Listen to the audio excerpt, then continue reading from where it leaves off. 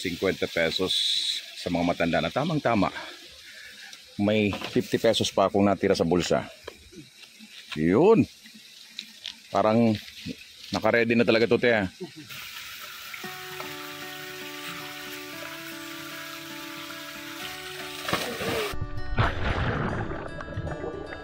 Sa wakas narating ko na rin ang dinadayong malinis, simple, natural at mura lamang na spring resort sa Barangay Santa Teresa, Malilipot, Albay.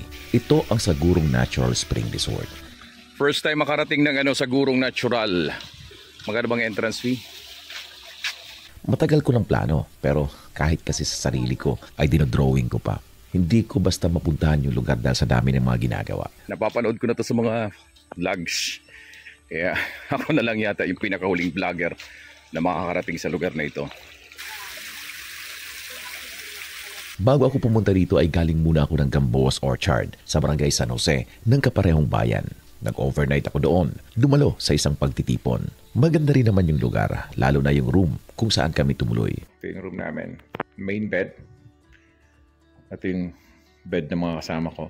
Napakaraming mga fruit-bearing trees dito, maliwalas at luntian din ang paligid. May magandang swimming pool nga rin sila. May mga giant mushrooms pa na namumuti pag umaga, subalit makulay naman pag gabi. Feeling mo ang yaman-yaman mo pag napunta ka rito, pero panandalian lamang.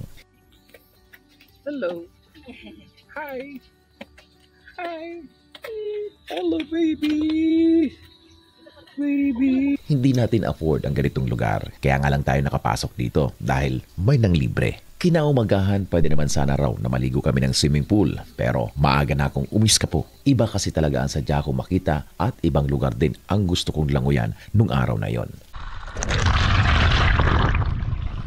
Habang bakante ka ako ang oras ay sasamantalahin ko ang pagkakataon na makapunta ng Sagurong Natural Spring Resort. Mula sa Barangay San Jose, pababa ka lang ng Tabaco City. Bago ka dumating ng sentro ng Malilipot, sa kaliwang parte papunta ng Busay Falls. Doon na rin ang direksyon ng Sagurong Natural Spring Resort. Bawal magpark sa kalsada kasi maliit nga lamang. Kaya sa isang pribadong espasyo ako nakipark ng aking motorsiklo. 20 pesos ang bayad. May karatula naman sa gilid ng kalsada ang Sagurong Natural Spring Resort na madali lang namang makita. Papasok ka sa isang maliit na daanan kung saan maglalakad ka patungo na ng resorts. So ito pala yung way papunta ng Sagurong Spring Resort. Walang pathway para sa motorsiklo kaya maglalakad ka.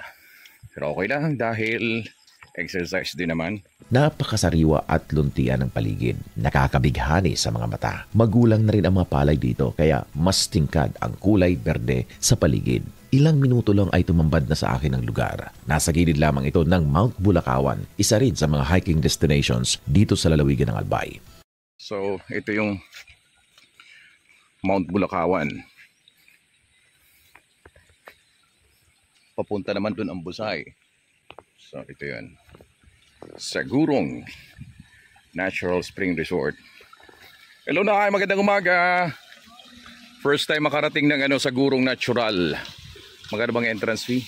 Nadatnan ko ang caretaker na si Miss Julie. Pagkatapos ko magbayad ng entrance fee, kwentuhan muna kami tungkol sa resort. Personal, dati niya ng paliguan to, tambayan. Kasi dating may ito tinawag na hagol. Ano yung Meron hagol? na siyang maliit na pool dyan. Ay, okay. Family lang. Family use. Tapos saan galing yung water? Yan po. Yan. Mayroong May bukal dyan. Oo. Oo. May tangki dyan. Yung iyang nasa yan, iniinuman niya.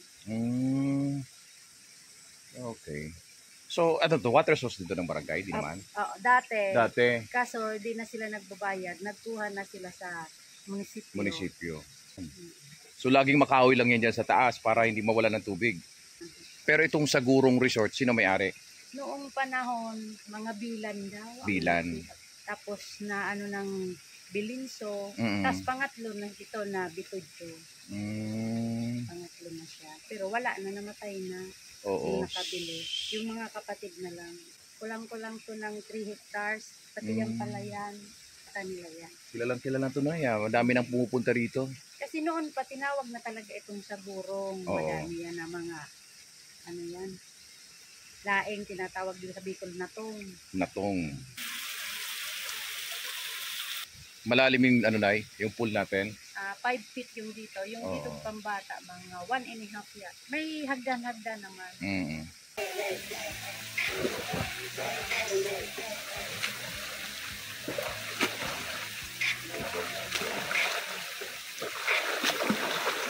Dinevelop pala ang lugar ng mga kapatid ng yumao ng may-ari ng lupa. Simple lamang umano ang inilagay nilang mga amenities kagaya ng nipa at kawayan na cottages upang mapresko. Napakalinaw pa ng tubig pagdating ko. Pag-apa ko sa nag-overflow na tubig sa gilid ng spring pool, napakalamig. Parang niyayaya ka na kaagad na maligo. Paboritong-paborito natin talaga yung ganitong lugar. Spring, galing sa bukal, yung tubig, mula sa kalikasan, mula rito sa bundok na nasa likod ko. Yan, napakasimple ng lugar. Pagkasimple yung lugar, talagang mas kinagigiliwan po natin. Biyaya ng kalikasan ang napakalamig at malinis na tubig dito. Bumubukal mula sa paanan ng bundok. Ito yung tubo na kumukonekta doon sa kanilang source. Diyan lang sa paanan ng bundok na yan. Nung mga bata pa kami, sagurong ang tawag namin sa tubo o kaya naman ay kawayan na dinadaluyan ng tubig upang sa dulo nito ay madaling makaigib o makainom ang tao. Free-flowing lamang ang tubig, hindi pwedeng isara dahil masisira umuno ang tangke at ang mga sagurong. Burabod naman ang tawag namin doon sa spring o mismong bukal ng tubig. Napakasarap sa pakiramdam ang tubig dito. Tila tagus hanggang buto ang lamig. Akala mo ay merong ibinabad na napakaraming yelo yung spring pool. Tila hindi ko kakayaning magbabad ng maraming oras dito. Pero nagkataon naman na mainit ang panahon kaya aahon ka lamang ng saglit at kapag naramdaman mong mainit, mararamdaman mong gusto mo na uling sumisid. Kaya nga mas matao raw dito tuwing summer at kada linggo. May mahigit 10 cottages sila rito na maaring rentahan ng mga bisita sa halagang 350 pesos lamang. Salamat at wala yatang video okay rito. Kaya naman pala dahil wala pang power connection dito. Nakakaistorbo rin kasi talaga sa ibang mga picnic goers ang ingay ng video okay. Tama, hindi ba? I don't know my way. Maya-maya dumating ang ilang kabataan na magsisipagligo rin.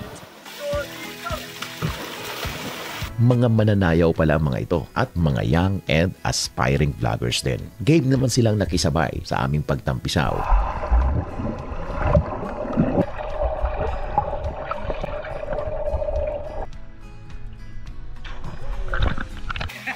Kumusta yung tubig?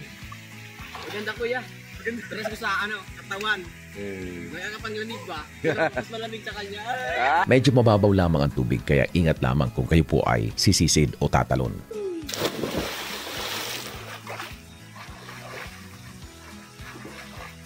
Maya-maya, nagsipagsayawan na ang grupo. Mga TikTokers din pala ang mga ito.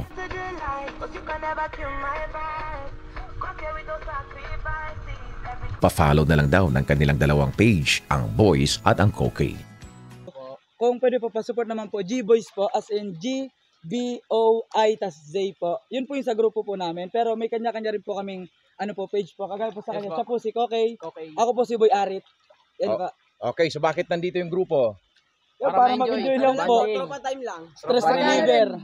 Bago pa man magtanghali, linisan ko na ang lugar. Pero nangako ako sa sarili na babalik pa rin pag may pagkakataon. Pero sana payagan ako mag-overnight dito. Magdadala lamang ako ng pagkain at syempre, gitara. Napakasarap siguro sa pakiramdam ng ganon. Tunay ngang biyaya ng kalikasan ng lugar na ito. Sana wag masira. Patuloy na pangalagaan ang bundok at taniman ng mas marami pang mga kahoy upang mas umapaw pa ang maraming tubig mula sa bukal.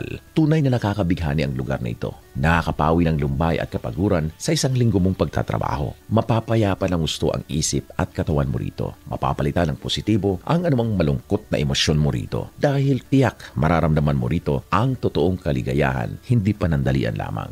Iba kasi talaga pag simple at natural. Hindi pinilit ang kagandahan. At iba rin kasi talaga kung humipo ang kalikasan na ating iniingatan. Tunay na kaginawaan at kaligayahan ang iyong mararamdaman. Salamat. Yan po ang istorya ni Rabasero. Hanggang sa muli.